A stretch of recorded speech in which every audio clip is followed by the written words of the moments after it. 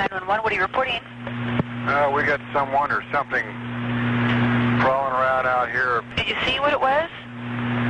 Was it a person or an animal, or? I can't tell. All I know is that my central light came on and I just happened to glimpse and see this thing running across the yard. A good-sized man, or something. It looks like a man. I don't know what it was, just that it ran across the yard. Okay. You've had problems in the neighborhood before? Yeah, my dog was killed here just recently. I don't know what it was. Whatever it is, it's running. I couldn't catch it if I was going to chase it. But whatever it was standing up. I'm out here looking through the window now and I don't see anything. I don't want to go outside. Jesus Christ, you better... Sure. Dio! Hello? Get somebody out here. What's going on now, sir? That son of a bitch is about 6'9", I don't know. Do you see him now, sir? Yes, I'm looking right at him. Uh-oh. Okay, hang on. He's right... Is he in your yard, sir? Yeah, God, he's big. Okay, what's he doing in your yard? He's looking at me. Oh, and the guy is on foot. I don't know what... It's a big... real big person. That's all I can say. Okay, but it is a person. Yeah, I'd say it was a person, somebody really big. But he's all in black. Is he a black male or a white male? Did you actually see whether, or was he just wearing black? He's all black and he's big. He is big.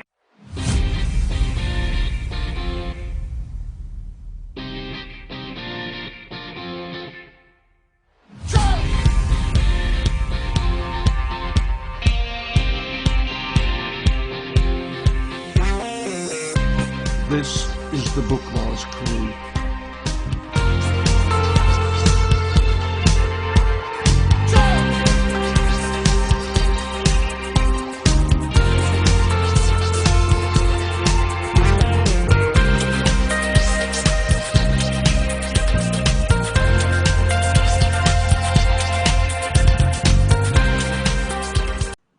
Greetings, listeners.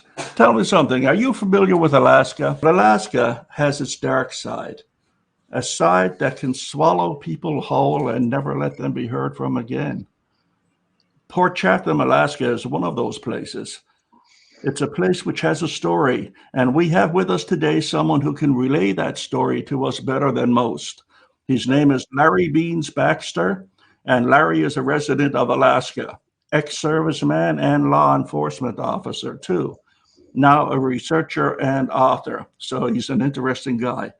And his book about Port Chatham is called Abandoned, The History, the Horror of Port Chatham, Alaska. This is the book.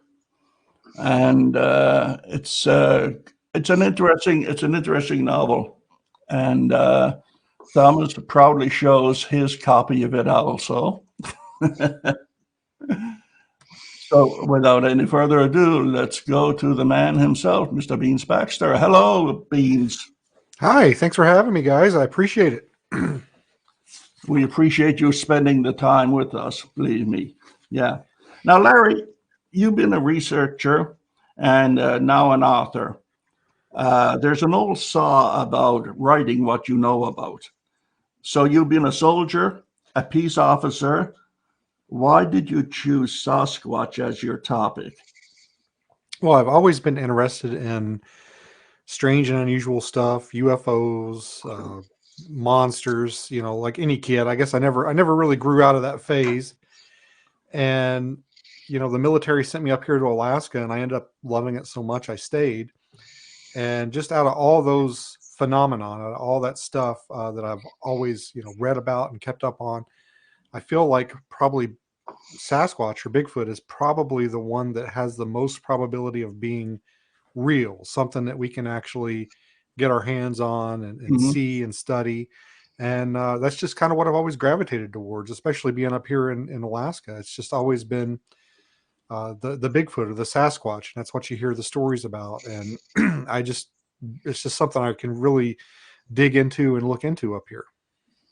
You know how the Sasquatch seems Alaska is a real hot spot for it. I mean, anyone who ever read Raincoat Sasquatch, Alley, the multiple reports of and a lot of them from the indigenous people too, which is Yes. sometimes unusual, I find. How did that affect your research dealing with the indigenous people? Because they can go from being helpful to very closed mouth. I think a lot of it is you have to establish yourself and develop a rapport with them. If you just run up to them and start asking them questions, they're probably not going to tell you anything. You kind of have to ingratiate yourself into the community and, let yourself be known, let them get to know you. And if you just run in and start asking questions, they'll probably clam up and they won't tell you anything.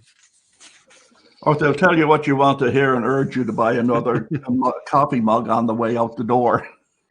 Yeah, I've actually reached out to a few different native corporations. When I was writing the book, and pretty much all of them just would send me back good luck with your project, hope you do well, and not give me any info. So it's it can be a difficult nut to crack to get into their graces to where they'll talk to you. Well, Larry, I found here in Lower Mainland British Columbia, when dealing with First Nations, one of the first thing I learned is when you're dealing with the First Nations, don't mention any other First Nations, because the odds are they don't like each other. Do you get that as well up in Alaska? Yeah, a bit. There's definitely a rivalry between some of the different tribes and the different, and a lot of them don't understand that, and especially in the lower 48, everybody thinks that every native Alaskan is Eskimo. And they don't understand there's a disconnect where they think, oh, well, it's a native person that lives in Alaska, it's an Eskimo. And there was a bit by I think it's Ron White, the blue collar comedy tour, where he talks about coming to Alaska and he's making fun of one of the native guys he meets up in Fairbanks, who was a Yupik gentleman. He's making fun of like how he didn't have any teeth. And at the time I was living in an Aleut community, and they thought that joke was just high comedy. They thought it was hilarious. And they're like, ah, ha, ha, those silly Eskimos don't have any teeth. And I said, you realize nobody knows the difference between Aleut and Yupik, and everybody thinks that all natives are the same. And I didn't think it was as funny as they did anymore. I got to tell you the truth. I did not read your book, not yet, but I did see Extreme Expeditions documentary that you did twice. Yes, I was told about it again. I saw it twice. So I got to ask, did you guys come back from those trips with anything interesting in your trail cams and such or whatever? So we didn't get any wildlife or anything on the trail cams, but we were only there for a short amount of time. We were only there for like 3 days or something. And the trail camera, of course, we know that Stephen forgot to turn one of them on, and the area where we had the most activity, where I got the thermal footage, Curse of Sasquatch and all that. I used to be pretty skeptical and pretty critical of people that would be like, well, I saw this, but I didn't get it on video, or I heard this, I didn't get it on audio. And it's happened to me now more times than I can count. And I'm a little bit more forgiving now. In fact, I just got back from a trip this week where I went out to a remote cabin that a friend of mine owns where there's a lot of activity. Heard all kinds of vocalizations and a couple of wood knocks, and didn't get any of it on audio. And, I walked through the door. My wife's like, what'd you hear? And I said, I heard this, this, and this. And she's like, did you get any of it on audio? And I'm like, no. And she's like, why the hell not? See how the other side lives for a change. Yeah. I mean, well, for practicality's sake, how many people are prepared anyway? No one's walking around with their camera in their hand all day long in the bush waiting for something to jump out.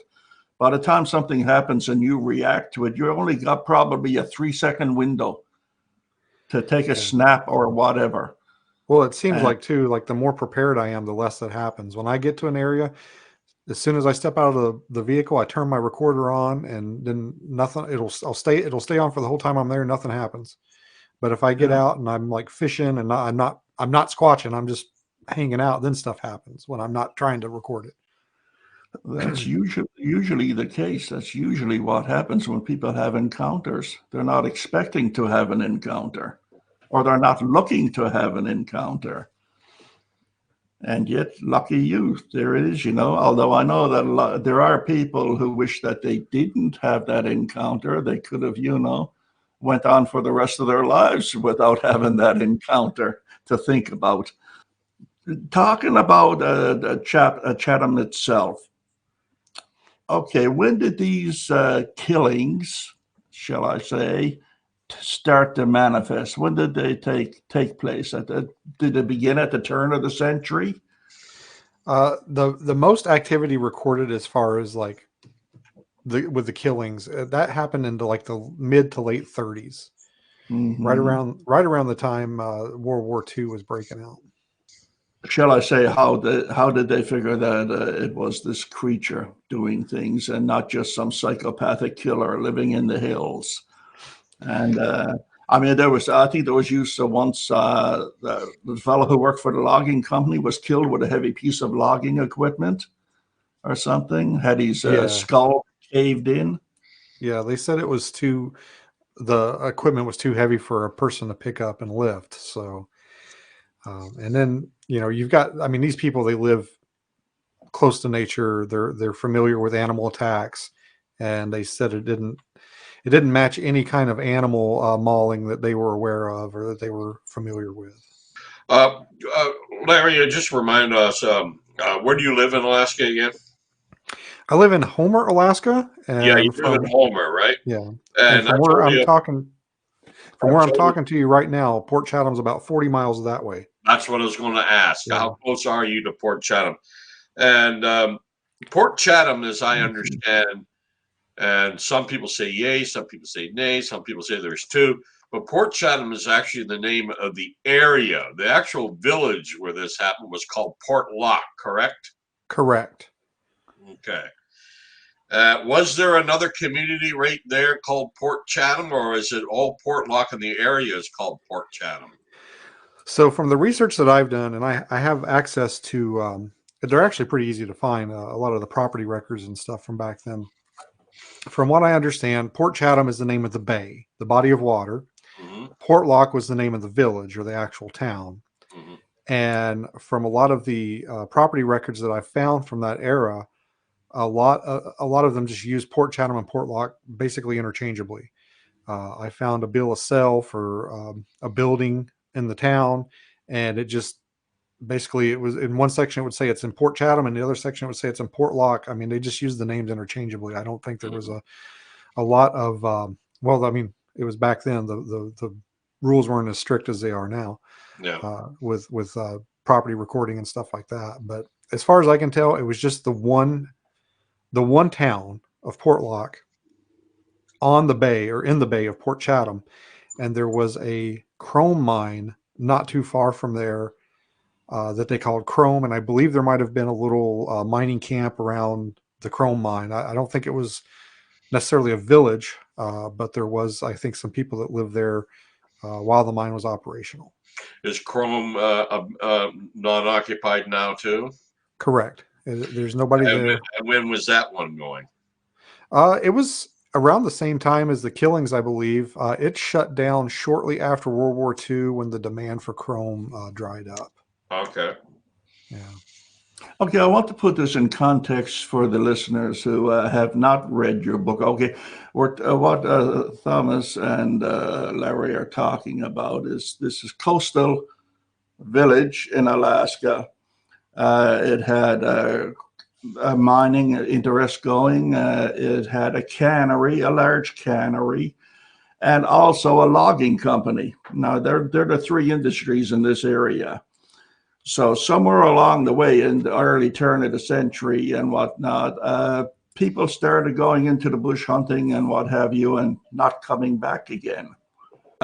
People really got concerned when two hunters disappeared. They went out on a hunting trip. Nobody ever heard from them again until later on the heavy rains came and mudslides started to turn up bits and pieces of bodies, and people figured, well, they found out what happened to those two hunters. And they were pretty torn up, what was left of them, in bits and pieces. Is that about right, Larry? Yes, and I don't have I can't give you definitive numbers on how many people went missing. That's the one thing everybody always asks, is how many people were killed. And I just don't know. The records from that time are incredibly hard to come by. This was before Alaska was a state. You know, they didn't have the mandatory record keeping like they do now. And then, of course, the village was abandoned. Who knows what happened to those records, where they went. You know, I've spent quite a bit of time speaking with workers at the state archive, trying to track stuff down, and pretty much just been met with disappointment. In fact, one helpful young lady, I was trying to find Mr. Camlock's death certificate, the gentleman that was killed with the equipment. I was trying to find his death certificate, and the lady at the archives that was helping me look for it says, you know, maybe you should try the Homer Police Department. And she didn't realize at the time, but that's where I worked. And I was like, ma'am, I assure you that's not at the Homer Police Department. But it's just, it's kind of weird how a lot of those records from that time they're just gone. You know, they might be sitting in somebody's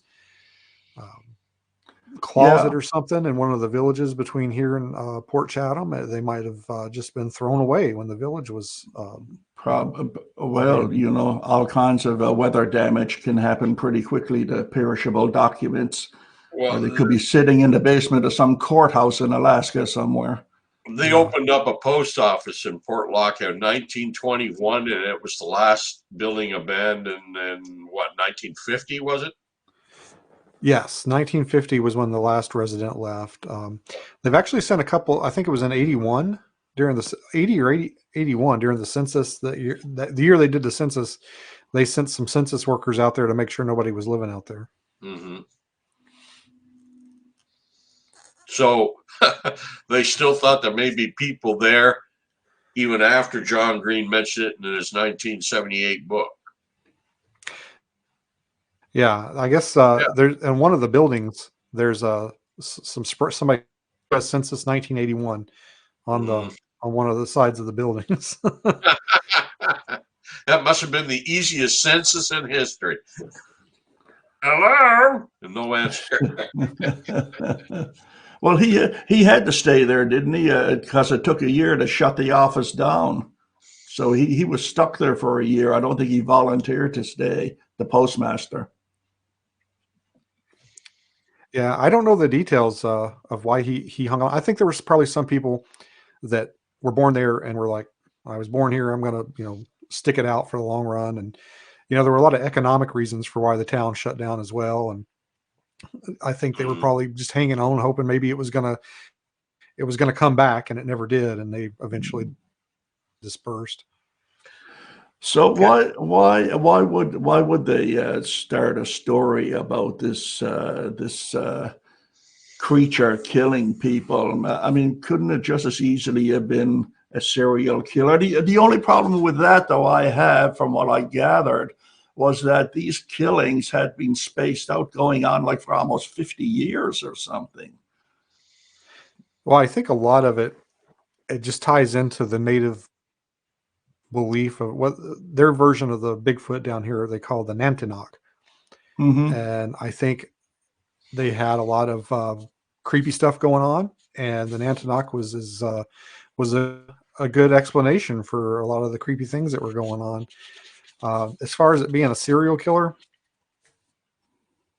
I mean, I think it's possible, but I just don't think that, given the amount of time and the gruesomeness of some of the attacks, I really don't see that being feasible. But I mean, it's possible. The truth is, we'll probably never know what it was. No, but it will probably have to be a family of serial killers. I mean, they've been going on a long time. That's I can't picture an 80-year-old serial killer going around killing people with his walking cane. It's Well, despite the silly show Killer Alaskan Bigfoot, which is, I'm so grateful you did your documentary just a year or so before that, so we could get a good look at the area that they claim no one has ever been in before they were in Port Lock. Which my understanding was, by the time the village was abandoned, most of the mysterious deaths that, well, they would have stopped anyway because everyone was gone, but it was basically all over with by the time the war started, right? Right. I think it was in the 20s when the workers in the cannery basically went on strike and said, "Hey, there's this thing out in the woods that is bothering us, and we're not going to work anymore." And the company basically hired armed security to keep an eye on the town. And that was in the 20s, and I believe it was the 28, something like that. And that's kind of the first time you kind of hear about something like that happening. And then you have the people going missing and the deaths in the 30s. And then in the late 30s is when the cannery burns down, or I'm sorry, not the cannery, the sawmill burns down. And that's kind of what killed the town economically, was when the sawmill burned down. A lot of people think that the cannery was the main economic force in the town, but it was actually the sawmill, because they made the fish traps at the sawmill. And without that, then they couldn't catch the fish to take to the cannery. So that kind of killed the town when when the sawmill burned down. Right, and the sawmill burned down first, then the cannery closed. Yes, actually, I don't have my book in front of me, but I believe it might have burned down the sawmill and the cannery. I don't remember, but whatever burned down, it wasn't insured, and the owners decided not to rebuild. Yeah, and they moved to Washington, I believe, and opened up another cannery down there. Well, there's the cannery right here. I'm not sure what year this was, but and over to the left, or rather, if you're facing the picture, over to the right should be that mining operation. Maybe it's not even visible from this point. I don't know. But well, that mining operation was in a different location in Port Chatham, wasn't it?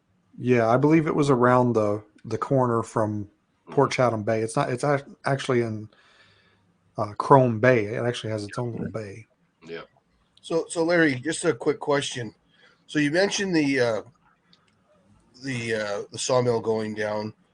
Do you know when the rumors first started circulating that the village was abandoned because of the Sasquatch activity, or was that something that was right from the get-go that people were talking about that?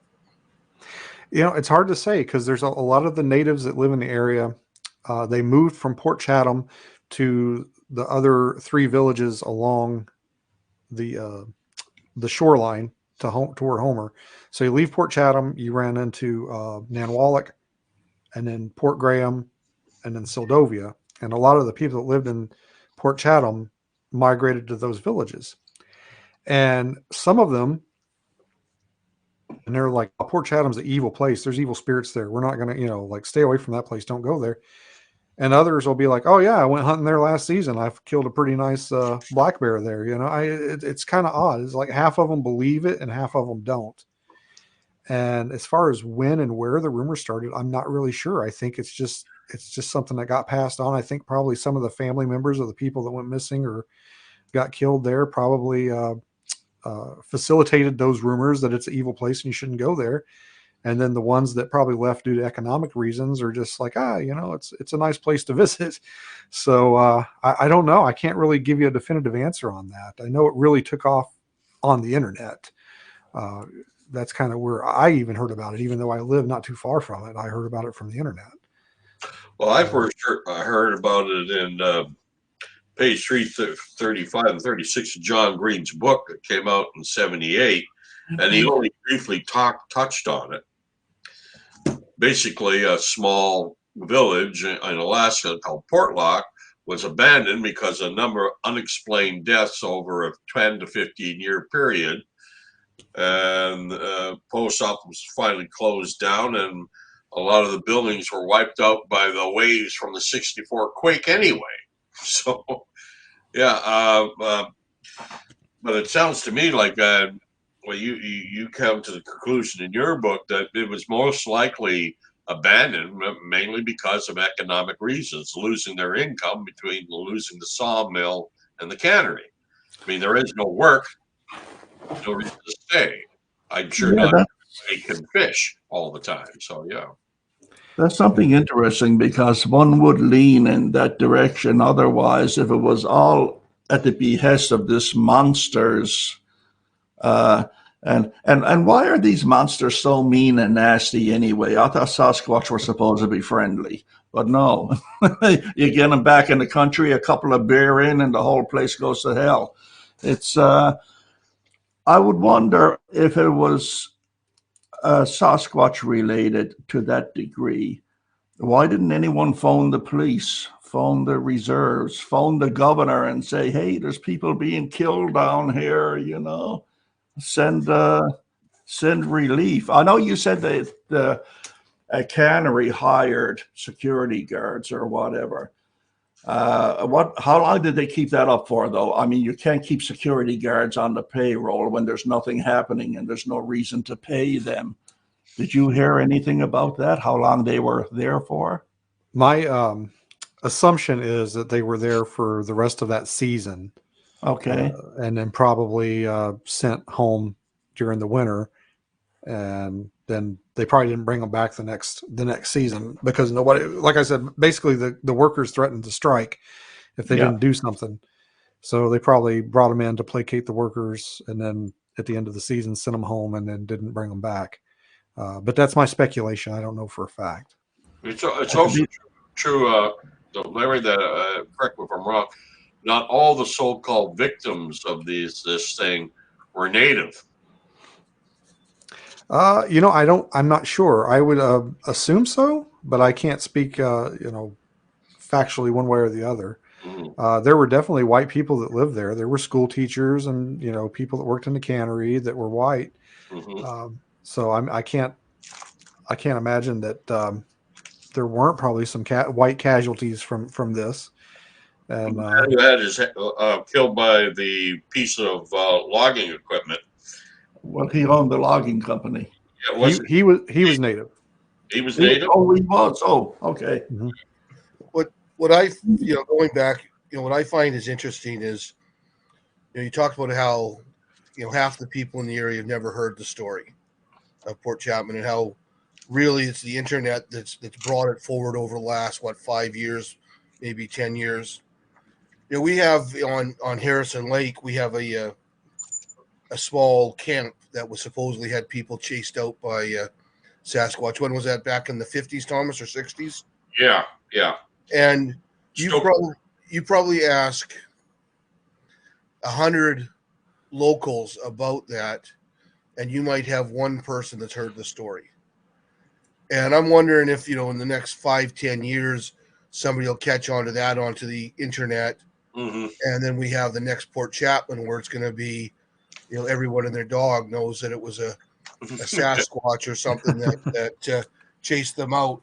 But that's why I like books like yours where you've gone in and you've looked at the facts and you've drawn conclusions on that and say it was probably economic, as opposed to that goofy series where they, had their holy water super soaker and, doused the village into trying to get rid of the spirit. So given that, I know in your book, there's a couple of times where you rebuilt scenarios on a Sasquatch doing a killing. I'm interested to know, what was your reasoning for doing that? Is it to relive the rumors that were going along, or what was sort of your driving force for that? Yeah, well, there's, I think, 3 chapters in the book that are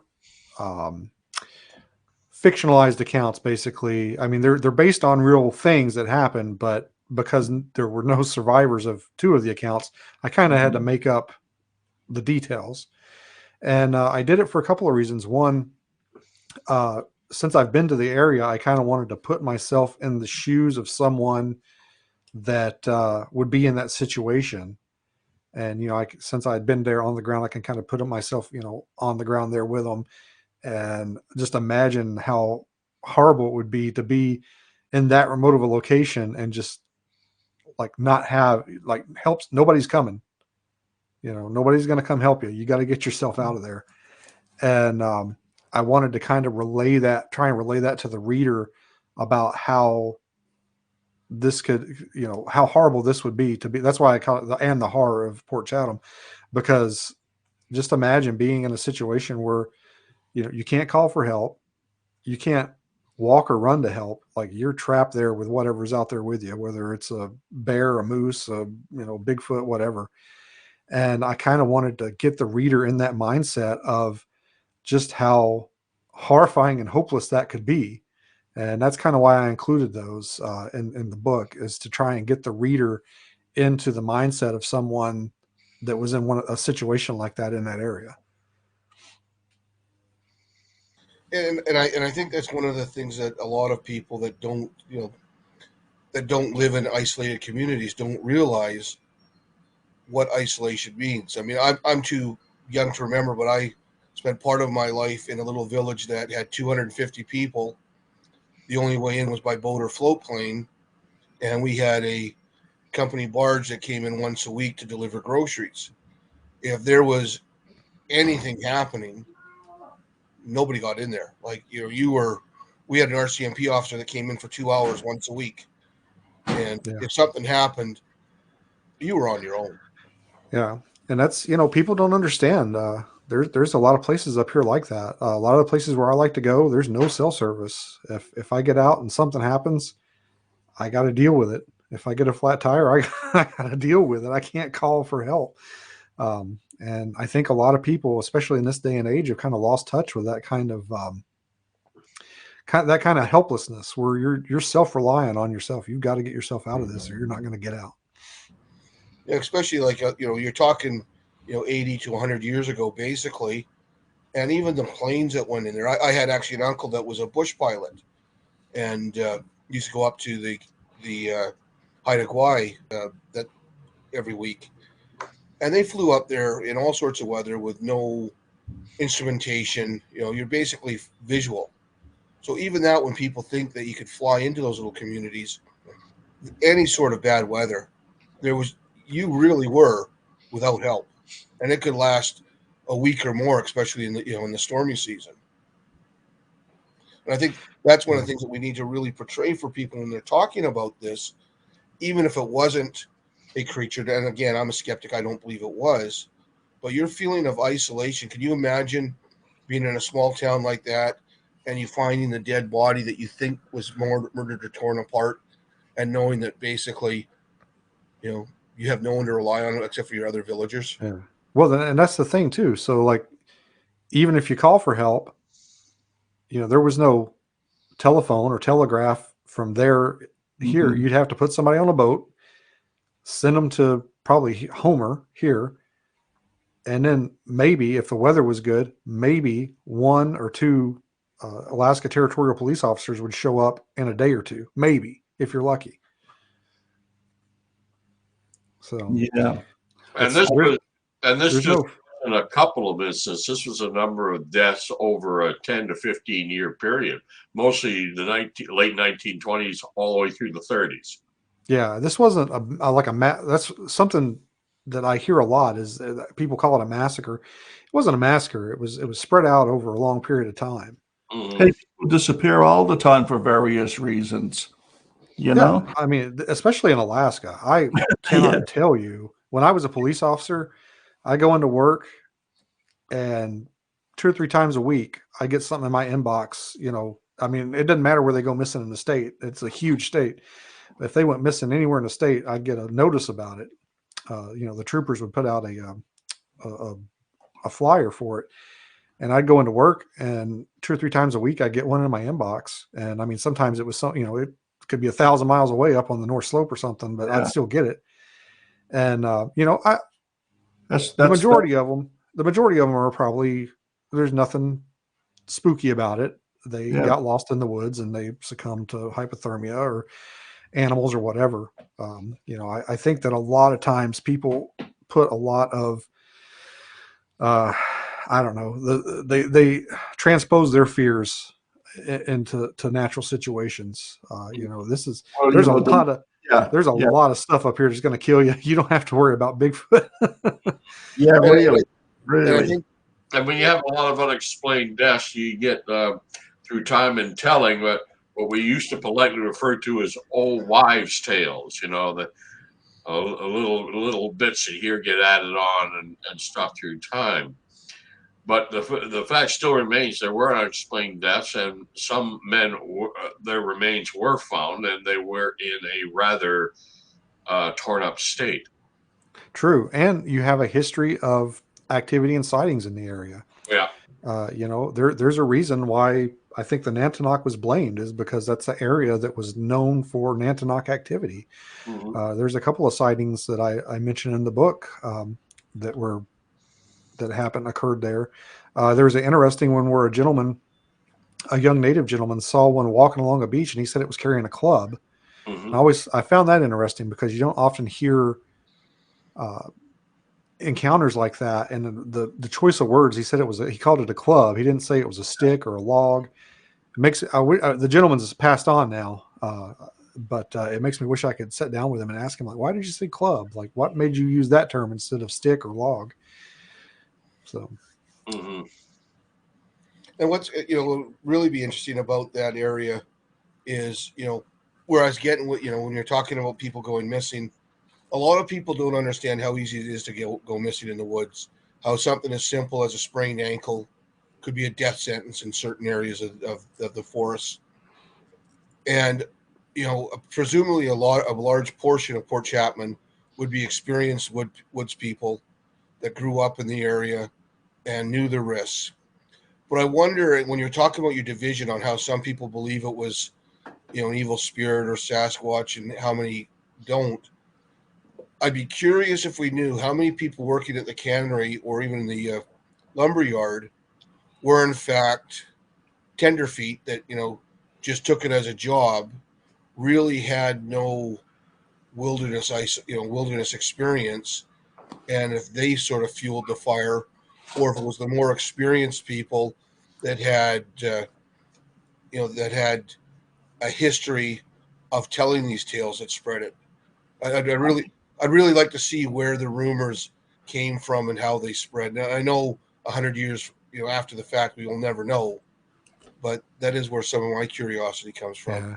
Well, it's certainly possible that some of the workers from the cannery, on their day off, they're like, hey, let's go up in the hills and, kill us a sheep. And then they get up there, they get turned around, and they never find their way back. But then, you got to factor in too, there were probably some people that, like you said, were pretty familiar with the area that never came back too. So Yeah. it's like we'll probably never know. I was under the impression that the majority of these people were long timers, because also they call the Aleuts the Russians. It's I don't know. This is your territory, not mine. You tell me. Are they a group of people who came and inhabited Alaska for many years? They seem to be a staple. Like different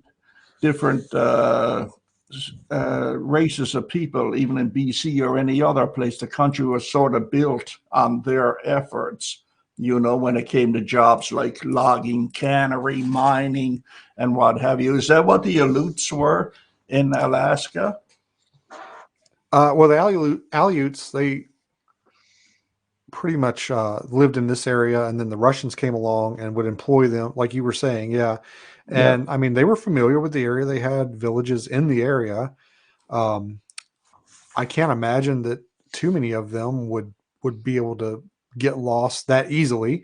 I'm sure it does happen, but I mean, I would imagine that most of them would be pretty capable and, grew up in this area and were familiar with the wildlife and were able to survive on their own if they needed to. And that name for the creature, Nantinaq, Nanthnaq.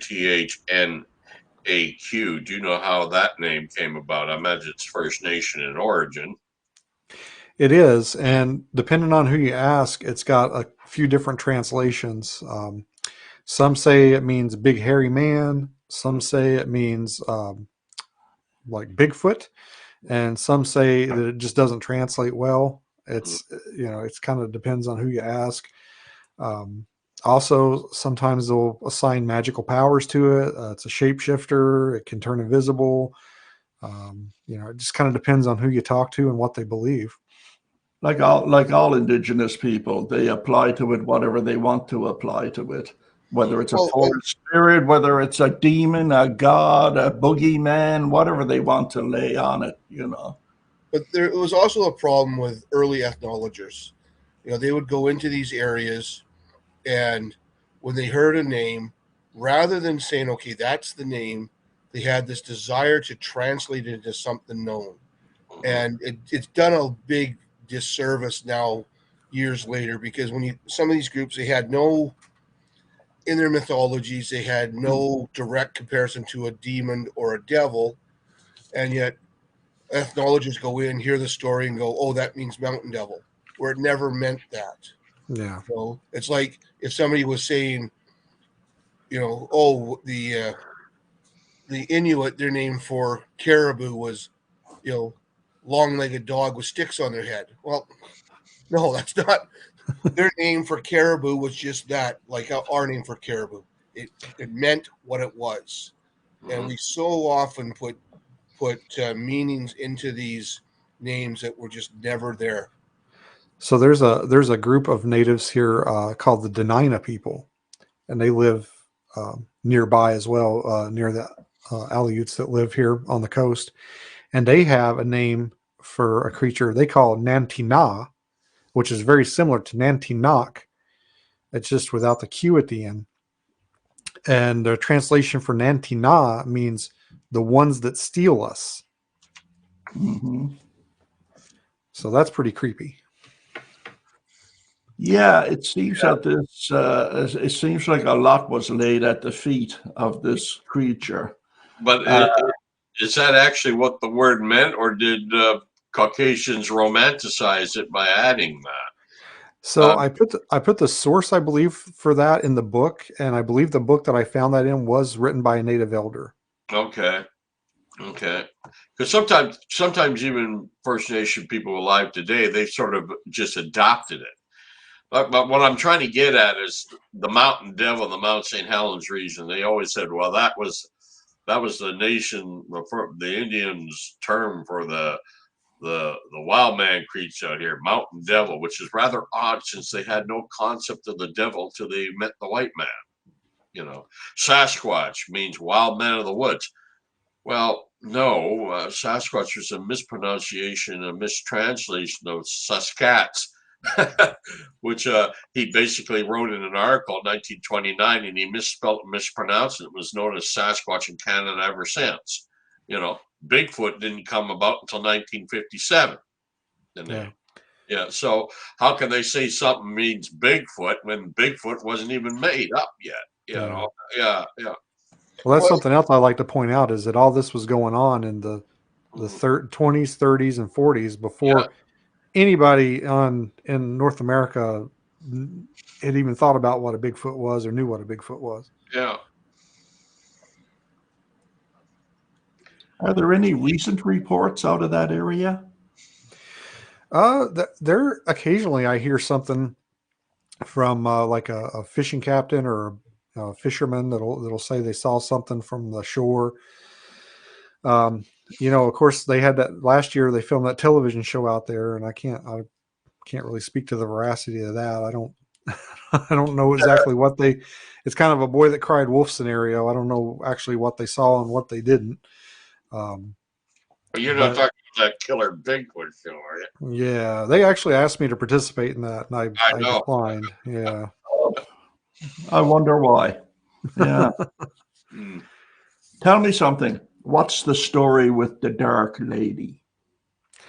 So that's an interesting story because the only place I've ever heard that is from that native elder, Melania Kell, that tells the story in the article that I quote in the book. And I've asked a few of the people that I've interviewed about Port Chatham about it, and none of them had ever seemed to have heard about it or know about it. So I don't know if that's something that only she and like a few select maybe family members knew about, or if it's something that she made up. There was actually a news article that came out last year as well that put a lot of what she said into question. I guess somebody that knew her came out and said, well, no, she was lying about all the Bigfoot stuff. And then I myself, I question that article because I spoke to that gentleman that wrote the article and he horribly misquoted me.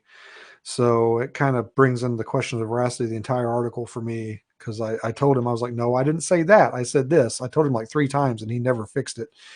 So I'm kind of curious as to whether or not there's any veracity to that about Melania Kell and what she said. I mean, I do know for a fact that Mr. Camluck died, but and that's why I was looking for his death certificate, is if I could find his manner of death, if it would collaborate what everybody was saying or not. And I told you guys I wasn't able to find it, and even in the state records, which is a little weird. But yeah, I mean, it's a strange situation. Just for our audience, that Mr. Camlock, you're talking about the fellow who was found with there was said that he was killed by a heavy piece of equipment left there, right? Yes, and he was related to Melania Kell somehow. Mm-hmm. I believe it was either a cousin or a godfather or something like that, to that effect. Mm-hmm. And she's the one that there was an article where she was interviewed. I believe it was in the Homer Tribune, and that's article. If you Google, Port Chatham, it's bound to come up. And somebody recently came forward that knew her and said, yeah, she wasn't being completely honest with a lot of the stuff she said in that article. Well, of course, she's passed on, so we can't ask her. It makes I'd like to understand if this is a Sasquatch event, why such hostility? Why such hostility? Is it? You think it might have been a territorial thing? Because I've heard reports in the past in small towns in Alaska and other places where things actually terrorize the town people. They come right into the village at night and terrorize them. But that wasn't the case with Port Chatham, was it? Well, there was the workers that got so scared they were threatening to quit. So I think maybe they might have been seeing some harassment in the town, but it's not very well. The story isn't very well laid out, so we don't know. Yeah. But my personal theory is, if it was a Bigfoot, it was because of resources. I think you had the sawmill there that was cutting down the trees. You had the fishing going on. They were taking the fish, and I think it was starting to affect the Bigfoot's way of life, and they were getting tired of it. They were starting to retaliate, maybe. And if they found somebody, taking their resources or up in their area that they claimed as their own, maybe they did do something bad to them. But that's kind of my theory. Yeah. It could also be every now and then you come across a baddie, and most often or not, grizzly bears will get out of your way and leave you alone. And you get the odd one that yummy. Like flesh and get shot and wounded. Who knows? Yeah. Like a grizzly's not concerned about you until you encroach on its territory or its property, for that matter. And so is it because of the landmass itself being on a peninsula that makes it so, how would you say, so coveted? That it is a small plot of land, and which probably has pretty good sources of food for such a creature, and this creature just doesn't want to share it anymore. It's being used up or whatever. It goes back to my original hypotheses about, is this a territorial argument? Yeah, I think that if you look at Port Chatham, it shares a lot of similarities with other areas of a lot of activity. There's a lot of steep hills. You've got a lot of freshwater lakes up in those hills. And you've just it's just a perfect area for sustaining that kind of wildlife. And I think probably when the humans came in and started taking the fish and taking the trees, I think there might have been a territorial issue or a resource issue that forced some confrontations. I noticed that it was mentioned that these creatures would set up what could possibly be territorial markers at the edge of their domain, like this. please. Pulled up out of the ground and tamped straight down.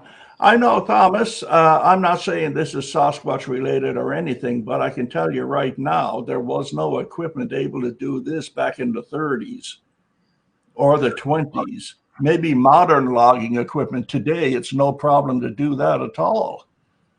But I can't say that I saw anything like that while I was there.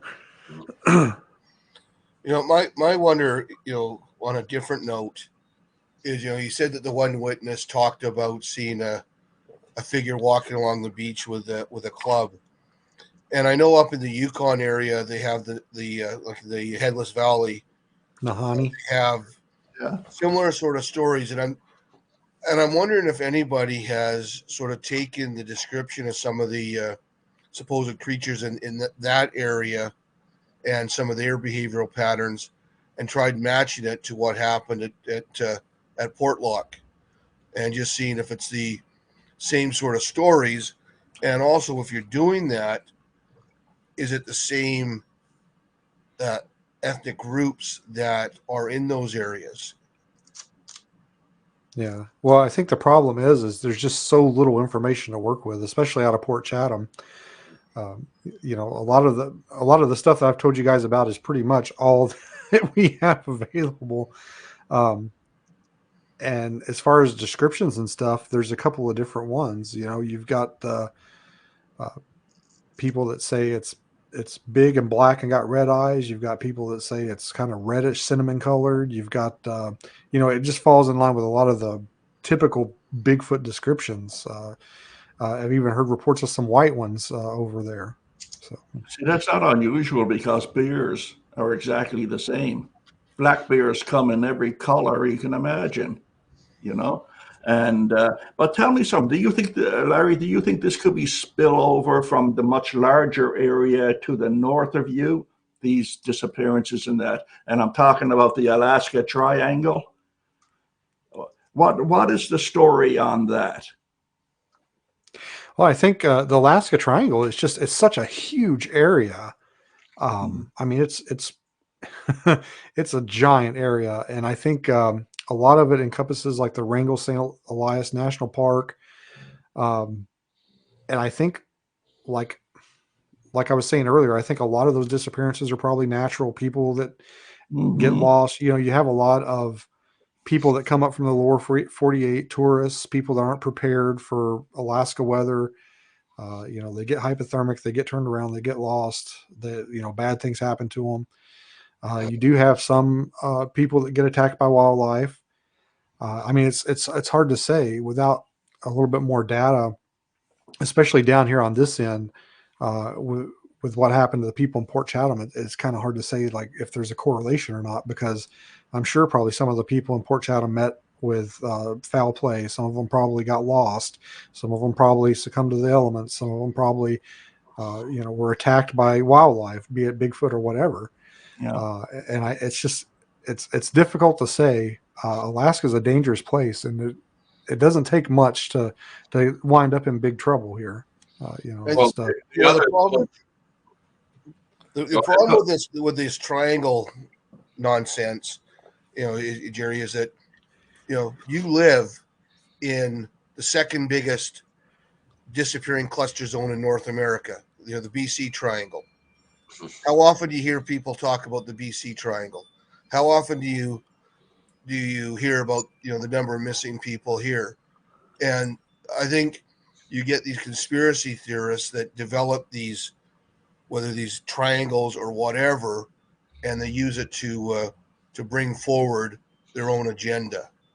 And I'm on a couple of groups that track missing people here in Western Canada, and the amount of people that go missing here in British Columbia on a weekly basis is just astounding. Now, how many of those people intentionally made themselves go missing? How many get lost in the woods and that? There's we never know. But I take anything when they start talking about these triangles with a huge grain of salt. Yep. And Larry, in the 1930s, when these incidents were happening around Portlock, how about the other communities like Port Graham and the other ones? Were they reporting missing people at the same time? Not to my knowledge. Not to the. I think if they were to the frequency that it was happening in Port Chatham, we'd probably know about it. Mm-hmm. So this was a very localized thing, a very localized behavior happening situation. A sort of it's a cute mystery. It is. Yeah. Is it animal related or is it just person related? Why did these people really die? You know, I'm not really conspiracy minded, although, I mean, I not don't get me wrong, I do think there are conspiracies, but like with Mr. Camlock's death certificate, I was trying to find his death certificate to ascertain his manner of death, and couldn't find it. Couldn't find it anywhere. State records doesn't have it. I could have easily said, "Ooh, you know, like the government's trying to keep this quiet." You know, they hid his death certificate away. Mm-hmm. More than likely, like Jerry was saying a while ago, it probably was in some box of files somewhere in some old storage shed, and the snow load collapsed the roof, or it caught on fire, or something happened, and it probably just got tossed, or it could be sitting in somebody's closet right now and just hasn't been pulled out. Were you able to find a birth certificate or baptismal record for him? So what I found, I did find some stuff on Mr. Camlock. I actually found his son's death certificate. So Mr. Camlock had a son that died in I don't remember, in the 40s, I believe, and he died of drowning in Seldovia. So again, if I could say, ooh, it's the curse of the Nantinaq. It killed his son too. But again, you know, it's Alaska. Things like that happen. So, but I was able to ascertain that he did exist and that he lived. He was born in Portlock because it has the father's name and place of birth on the son's death certificate. And you know, and I know how difficult it can be because my great grandfather was either killed by a grizzly or possibly murdered by his mining partner and blamed it on a grizzly attack. And we've looked for his death certificate, and he was in Alaska at the time of his death. And we could not get any help from the state. They said we had to basically know what the jurisdiction was for where he died and get the name of that town or that district and go directly to that office. And then they would have to do a manual search into their records to find out if they could find his death certificate. So I know a lot of people think it's just a matter of going in and sitting on a microfiche machine and bang, these records pull up. Well, that's not the case when you're going back 80, 100 years ago. Yeah. Well, I mean, just here, the police department I worked at, just here in the last 5-6 years, they started putting everything on the computer, like scanning the pictures for the case files and all that and putting it onto the computer. Before that, it was like you said, if we needed to look up something, we'd have to go find it physically. Like we'd have to go open a file cabinet and look for it. And a lot of people, you know, we're a little behind up here. Well, it's even like my wife graduated in 1981, and she could not get her graduation records because the records had been stored in the basement of the school. Back in the 90s, there was a flood. So there's a group of about 6 years of people that went to that school that there is absolutely no records that they attended that school. And here we're talking the 1980s. So, yeah. You know, in Chapman, you had the tsunami from the earthquake in '64. You know, was that stuff sitting in the government office or something that was taken up by the tsunami? You know, there's so much opportunity for those records to get lost over the 100 years. Yeah. Or it could have just been sitting in somebody's shed and they're like, well, this stuff's 20, 30, 40 years old. Nobody needs it anymore. I'm just going to toss it. So true. You've gotten a taste of it now, Larry. So what's happening? Any future books inside of you? Yeah, I'm working on another book.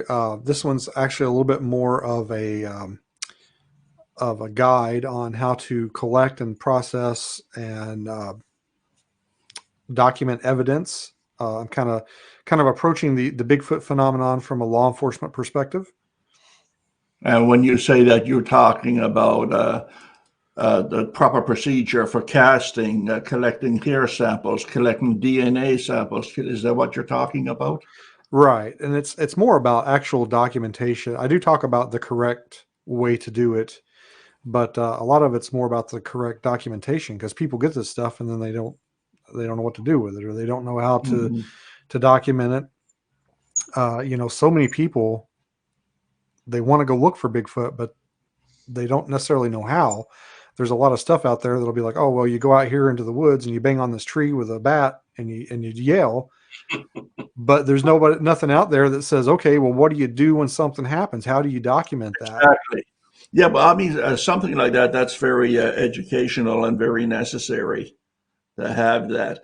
I mean, these podcasts are directly aimed at the newcomers or just those who want to brush up on what's happening in the Sasquatch world. And so stuff like that, educational stuff, is very important. And otherwise, things just get lost in the fog of the woo and everything else. I mean, they turn their back on science and they go for sensationalism instead. So a book like that would be something that's very important. Yeah. Well, just the simple I mean, just when you take a picture, use scale. Throw a dollar bill on the ground or something. Sure. Yeah. Yeah. See, I mean, that's common sense to us, but for a lot of people, that would, oh yeah, I must try that. Well, it's even better than that. We're just another group that we're members of. One of the guys, Steve, Curious Cryptid, talked about just having a forensic scale, the scale ruler. Because not only when you put that down does it have the defined either centimeters or inches, but it's got that little circle with the cross in it, so that when it's laying down there, if somebody's taking a picture at an angle, you can determine the angle of the photo. If you're going to carry a tape measure in your little toolbox or evidence collection kit, why not have a forensic one? They're fairly cheap, made of plastic, and they do a great job. So little tips like that could really help, because as you say, a lot of times people don't put scale in. We have no idea if it's 6 inches across or 16 inches across. Yeah. And I talk about that in the book. There's a chapter on like equipment and forensic kits and what to carry and even where to get it. A lot of people don't realize you can go to police forensic stores online, and I mean, they'll take your money. You don't have to be a police officer to buy evidence bags and those forensic rulers and stuff like that. Like, you can buy those. But be careful, because I did a search, and the forensic rulers, for example, the ones that were identical manufacturer, I saw the difference in price from $17 to $104. Ooh. So, and the biggest difference in prices was here in Canada. We get, we get treated very badly on those things. But I would, if anybody is looking for that sort of equipment, shop around and look at multiple sources. As I said, they were the same manufacturer and everything, and they were a difference between $17 and $104. Wow, that's a difference. Yeah. Whew. Go Amazon. Go Amazon. Yeah, go Amazon. Yeah, but Larry, it's past the hour mark here, and I'm running out of storage time for my server. I just wanted to thank you very much for showing up today and having this little discussion about some of the mysteries of Alaska. I think God, there's probably enough left over for another podcast on the mysteries of Alaska. And it's a very magical country, Alaska. There's nothing quite like it on Earth. Yeah, it's the last frontier. It's the last frontier, and I'm really beginning to believe that for certain. It certainly is. I want to thank you, man. I'm going to pop up your book here, and it'll be in the credits at the end, too, as the credits roll. And there it is there. And Thomas is holding up his book with his bookmark in it. Mr. Larry Baxter, Abandoned: The History and Horror of Port Chatham, Alaska. And it's an interesting subject, totally fascinating. And once again, sir, I thank you for coming over today. Thank you for having me. Loved it. No problem, man. Great talking to you again. As that next comes out, we'll be in touch again. Sorry, Bill, go ahead. I was going to say, I'd love to have you back in the future. And if you are really interested, once you write your evidence book and get it finished, to go through that with you. I think stuff like that is we're sorely in need from that, in the Bigfoot world. So glad that you're moving forward on it, and come back if you discover anything. Absolutely. It should be out here hopefully by the end of the summer. So great to hear. And keep in touch with us, Larry, for just interest in the Sasquatch in general. Sounds good, guys. Thanks for having me. Thank you for showing up today. Really appreciate it. It was an interesting discussion. Thanks, and the best of luck. Okay, dear listener, that about wraps it up for now. My name is Jerry Matthews. You can reach me at yellowcoyote@telus.net. Thank you for your interest, and until the next time, keep searching.